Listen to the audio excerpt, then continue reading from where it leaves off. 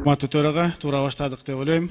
Албетте биз түрк элине терең көңүл айтабыз. Ошо менен бирге айтып кете турган нерселер бар да, көйгөйлөр. Мына бизде Бишкекте атайын үстү жакта, түндүк жагында тектонический разлом бар. Совет маалында 700 метрге чейин таасир этет деп, ал жерге эчтеке курулчу эмес. Акыркы курулган үйлөр, мына 12-чи микрорайонда акыркы курулган үйлөр подвалына түшүп карап көрсөңүздөр болот. Атайын сейсмостойкий резиналарды коюп, опороларды, скользкий опора болсун деп, илимий изилдөөлөрдү жүргүзүп, 9 балга чейин кармайт экен деп, ал изилдөөлөр Бишкекте болгон. Мына Достук гостиницанын артында болгон. Жүргүзүп, ошонун негизинде акыркы үйлөр мына жакын болуп калды тектонический разломго деп, 12-чи микрорайонду курган элек. Бүгүнкү күнү эмне болуп атат?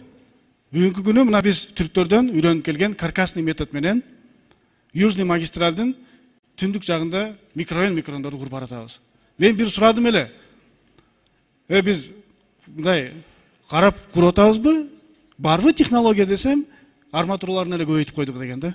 Жообу архитектуранын жообу ошондой болгон. Бүгүнкү күнү ошол арматуралар көбөйтүлгөн, ким текшерди, ким проектисин бекитип берди, туура болдубу, туура болгон жокпу? Ал негизги жооп береби бүгүнкү күнгө, жооп бербейби?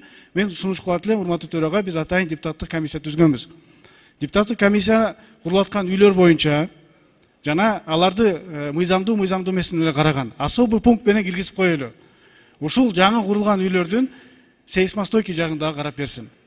Эгерде ушул комиссияны узарта турган мөөнөтү келип калды, узарта турган болсок, сунуш киргизет элем, ушул пункту дагы кошуп койсок, жана биздин депутаттардан суранып кетет элем, ар бир үйдү керек болсо текшерип, бир иретине келтирип койсок. Кудай сактасын, бирок эртеңки күнү биз буну карабасак туура эмес болуп калат. Биз эл өкүлү болгондон кийин элдин дагы келечегин карап койгон туура болот эле. Рахмат.